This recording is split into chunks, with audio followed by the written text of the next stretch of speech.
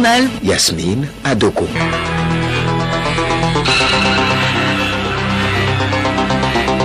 Madame, Monsieur, bonjour. Les titres de ce journal. Quelles sont les grandes orientations et innovations de la nouvelle loi sur la Commission nationale des droits de l'homme CNDH? C'est le sujet d'échange ce matin à Lomé entre l'institution et les organisations de défense des droits de l'homme. Des précisions dans cette édition. Les défenseurs des droits de l'homme qui veulent également leur protection, ils sont en atelier de plaidoyer pour la rédaction et l'adoption d'un projet de loi dans ce sens. Les artisans du Togo pourront bénéficier de la prise en charge des risques liés aux maladies non professionnelles. Le dispositif mis en place par l'INAM a été lancé ce mardi par le ministère en charge de la protection sociale. Les discussions sur la transition au Soudan progressent. Pendant ce temps, plusieurs morts sont enregistrés dans des incidents hier à Artoum, aux abords du sitting.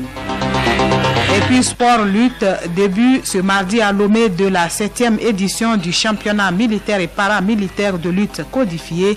La compétition regroupe 19 unités.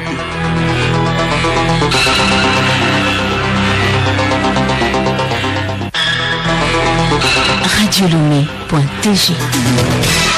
Bienvenue à tous. En rappel, le nouvel ambassadeur de Grande-Bretagne au Togo, Ian Walker, a présenté hier ses lettres de créance au président de la République, Faure Ousmane-Gnassingbe. Le diplomate entend renforcer la coopération dans le domaine économique et accroître l'investissement. Théophile Dandako.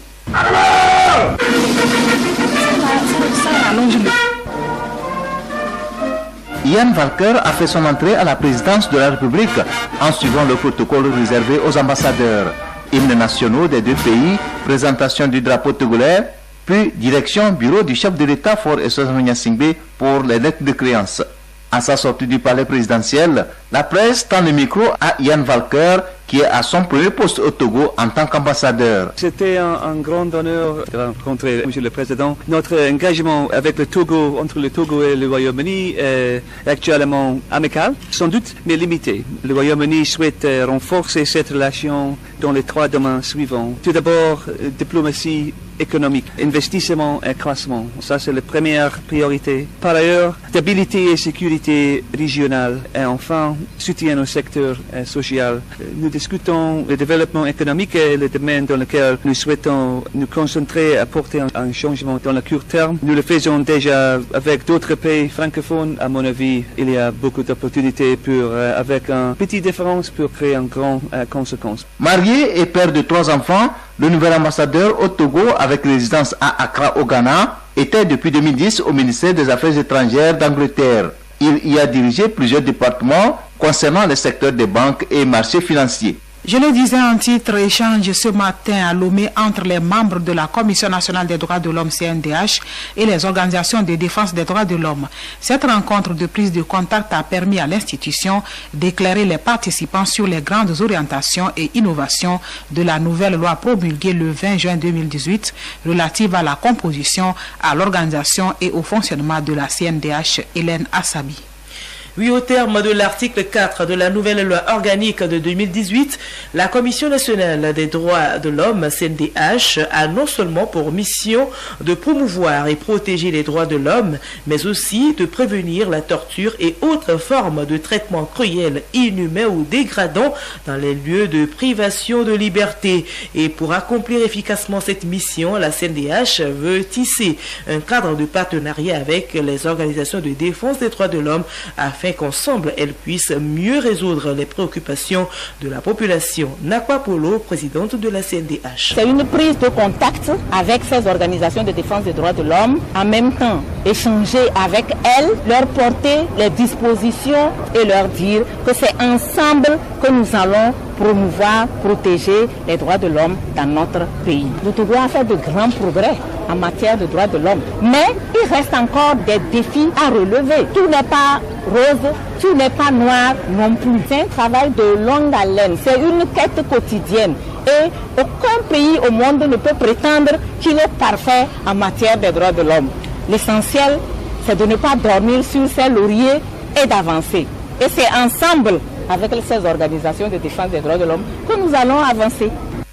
Les organisations de défense des droits de l'homme ont salué cette initiative et saisi l'occasion pour soumettre leurs doléances à l'institution. Agboga Célestin, président de la Ligue togolaise des droits de l'homme. Nous sommes fiers de cette initiative qui nous a permis, à travers une prise de contact, de démarrer un nouveau partenariat, comme l'ont exprimé les nouveaux membres de la CNDH. Et donc c'est un plaisir pour nous. Et notre préoccupation importante, c'est les cas de torture qui sont allégués, parfois même avérés. Et nous leur disons de prendre ce cas-là au sérieux pour que les revendications des uns et des autres, des citoyens puissent trouver une issue favorable relativement à ces cas de torture. Faire de la protection des défenseurs des droits humains au Togo une réalité, le sujet a réuni depuis ce matin également à Lomé ses acteurs en un atelier de plaidoyer en vue d'élaborer un projet de loi les protégeant. Geneviève Poyon. Au Togo, l'absence de loi ou mesures spécifiques qui protègent les défenseurs des droits humains rend la situation de ces derniers très vulnérable. C'est donc pour apporter une solution à cette insuffisance que cet atelier a été initié par la coalition togolaise des défenseurs des droits humains, CTDDH. Bonaventure Nkwe Maouvi, président de la CTDDH. Il n'existe pas de loi, excepté des pays comme la Côte d'Ivoire, le Burkina et le Mali qui ont pu domestiquer la déclaration où nous avons clairement des lois qui protègent les personnes qui travaillent dans le secteur des droits de l'homme. L'environnement, on ne dira pas qu'il est terrible, nous avons un environnement qui est favorable, mais cela n'empêche pas de pouvoir avoir un cadre légal dans lequel les défenseurs des droits de l'homme doivent pouvoir exercer. Ça permet de mettre tout un chacun à l'aise, que ce soit les autorités comme les personnes qui exercent cette activité, qu'il n'y ait pas de quiproquo. Il s'agira au cours de cette rencontre de discuter d'un plan d'action pour la rédaction et l'adoption d'un projet de loi de protection des défenseurs au Togo. Bref, la session permettra de renforcer les capacités de ces acteurs sur les mécanismes régionaux et internationaux de protection des droits humains. Et Tongo Kame Adélaïde, représentante du Service international des droits de l'homme. Le service international a toujours travaillé pour la protection, notamment au niveau national, des défenseurs des droits de l'homme, permettre que ces défenseurs puissent avoir un environnement favorable pour la mise en œuvre de leur travail. Et c'est notamment un besoin qui a été soulevé par la société civile elle-même en Afrique, de voir sa protection mieux garantie au niveau juridique, au niveau national. Et c'est un travail que le service a entrepris avec les OSC au niveau national, de pouvoir produire un document de référence maintenant qui est la loi type de protection des défenseurs des droits de l'homme et voir comment cette loi type peut être adaptée et adoptée au niveau national, que ce soit au Togo mais aussi dans d'autres pays d'Afrique. C'est depuis décembre 1998 que la communauté internationale a jugé bon de protéger ces personnes qui défendent les droits des défenseurs en adoptant une déclaration intitulée « Déclaration des Nations Unies sur les défenseurs des droits de l'homme ». Parlons environnement à présent, lutte contre le changement climatique. Un atelier a regroupé ce mardi à Lomé les points focaux de 8 pays côtiers d'Afrique de l'Ouest, dont le Togo. Il s'agit d'amener les participants à s'approprier les nouvelles politiques et stratégies du Fonds pour l'environnement mondial et les conditions à remplir pour bénéficier de nouvelles opportunités de financement. Marie-Claire Pagnou. Le Togo a, comme nombre de pays de l'Afrique de l'Ouest, bénéficié des ressources du FEM. Plus de 47 projets ont été financés à hauteur de 242,51 millions de dollars sous forme de dons. C'est dans le but de maintenir et d'entretenir une veille permanente avec les partenaires sur les stratégies politiques et procédures du Fonds pour l'environnement mondial que le présent atelier est organisé. Éric Aounion, point focal opérationnel FEM. L'objectif de l'atelier, c'est d'aider les pays, tous ces points focaux qui travaillent en synergie pour la mobilisation des ressources du FEM, à se familiariser avec les nouvelles procédures et politiques du FEM pour pouvoir mobiliser les ressources affichées pour le compte de leur pays. Vous n'êtes pas sans savoir que les problèmes environnementaux sont grandissants, de avoir les phénomènes que les populations subissent, ce qui demande un effort de mobilisation de ressources accrues pour venir à bout de ces problèmes qui se dressent devant nous. Selon le dernier rapport des Nations Unies, 6 à 7 millions de morts prématurées sont causées par la seule pollution de l'air et près de la moitié de la population mondiale vit sur des terres dégradées et polluées par les activités humaines.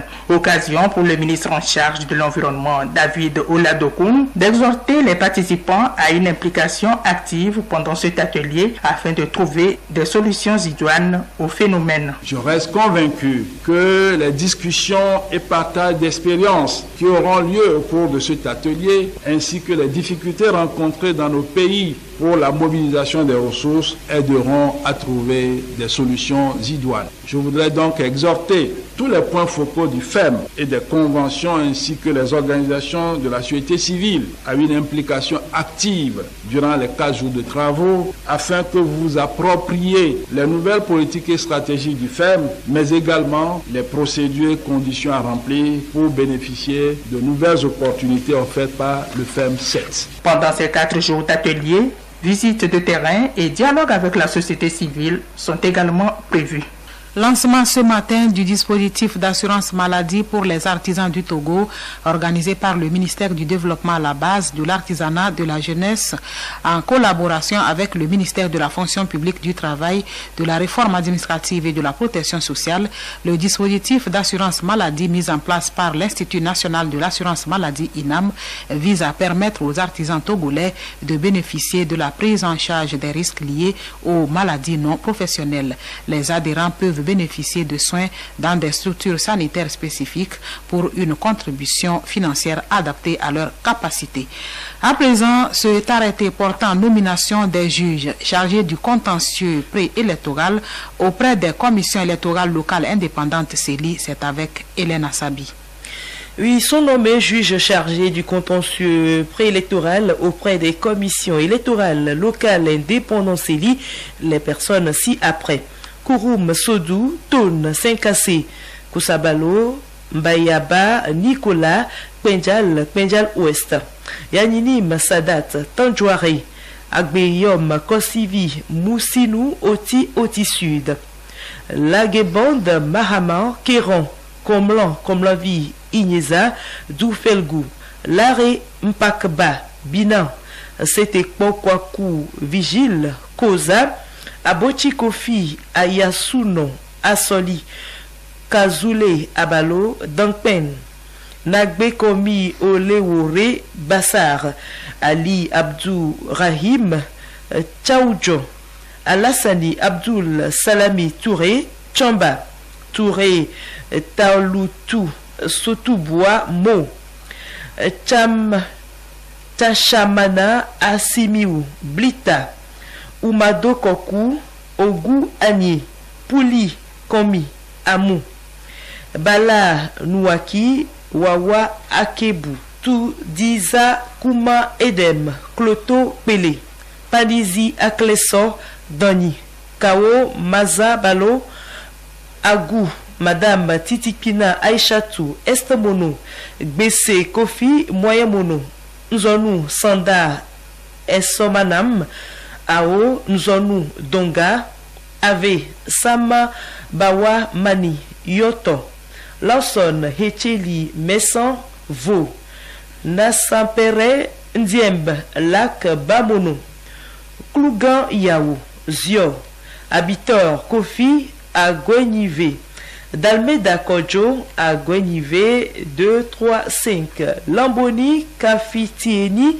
Golf 1, B Est, Adjesom, Kofi, Golf 2, B Centre, Madame Kadjika, Tom Sam, Golf 3, B Ouest, Madame Clévor, à Fouakouma, Golf 4, à Moutivé, Adenka, à Dewale, Kouakou, Golf 5, à Flaougakli, Akoti Baba, Golf 6, Bagida, Nayo, Koujo, Igneza, Golf 7, à Flaou, Sagbado.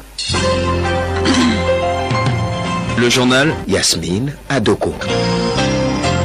À l'étranger, la France a rendu un hommage national ce mardi aux 2 soldats tués en libérant des otages au Burkina Faso. Ils ont été faits chevaliers de la Légion d'honneur à titre posthume.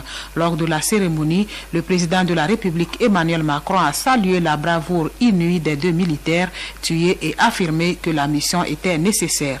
Soudan, les discussions sur la transition progressent. Les négociations se poursuivent dans un climat de violence. Des éléments non identifiés voulant saboter les négociations ont ouvert le feu devant le quartier général de l'armée soudanaise où se tient depuis plus d'1 mois un sitting faisant des tués et des blessés. Alice Berthe Barandao. 6 personnes ont été tuées à Khartoum et entre 65 et 90 personnes tuées depuis le début des manifestations le 19 décembre. Hier, des individus ont ouvert le feu devant le quartier général de l'armée soudanaise où se tient les pourparlers, blessant 3 soldats et plusieurs manifestants et tuant un commandant de police. C'est dans ce sillage de violence que se déroulent les négociations.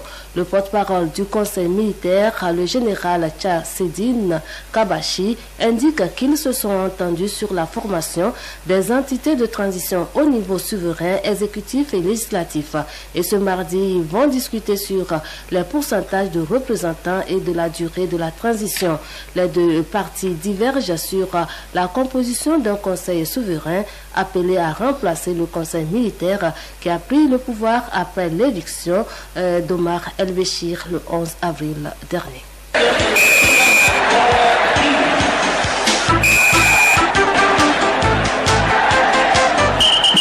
Sport lutte, démarrage ce mardi à Lomé du 7e championnat militaire et paramilitaire de lutte codifiée. Les hostilités ont été précédées d'une cérémonie d'ouverture présidée par le capitaine de vaisseau Mayo Kossi, représentant le chef d'état-major général des forces armées togolaises, Yao Kamake. L'organisation de l'édition 2019 de ces luttes codifiées est confiée à la police nationale et regroupe 19 unités participantes. En premier match, la police nationale bat le 25e bataillon blindé 25-5. Le RSA prend le dessus sur l'armée de l'air 22-4. La gendarmerie nationale 25 points contre 5 pour le premier BIR. La rencontre Air-Bras, deuxième BIR, s'est soldée par un score de 17-13. En 5e rencontre, le RCGP l'emporte sur la douane 25-5. Et puis le 3e RI domine le 2e RI 21-9. Pour le représentant du chef d'état-major général des FAT, le capitaine de vaisseau Mayo Kossi, la lutte est une épreuve qui requiert des qualités de combattant. Pour les forces militaires et paramilitaires, au-delà de ces valeurs, ce genre de rencontre offre l'opportunité de renforcer la cohésion entre frères d'armes venus de tous les secteurs du pays. L'unité de l'armée conditionne celle de la nation tout entière. C'est donc une réelle et immense fête que nous allons vivre tout le long de cette semaine. Ce qui est beau dans la lutte, c'est le spectacle qu'elle offre à son public, avec des sensations fortes, des gestes fluides et rapides qui sont la panacée d'athlètes rigoureusement entraînés. Dans le cadre de ces activités et actions prioritaires, la Fédération togolaise de football, la FTF, a procédé ce mardi à son siège à la pose de la première pierre du bloc technique FIFA Forward. C'était en présence des autorités sportives, notamment le ministre en charge des sports, Foli Bazi Katari. Plus de précisions dans les prochaines éditions.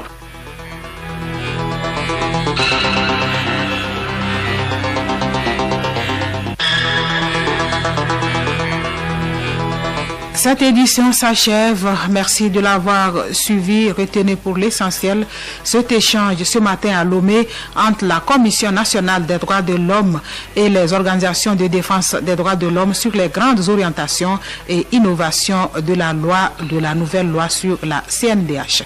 Bon après-midi à tous.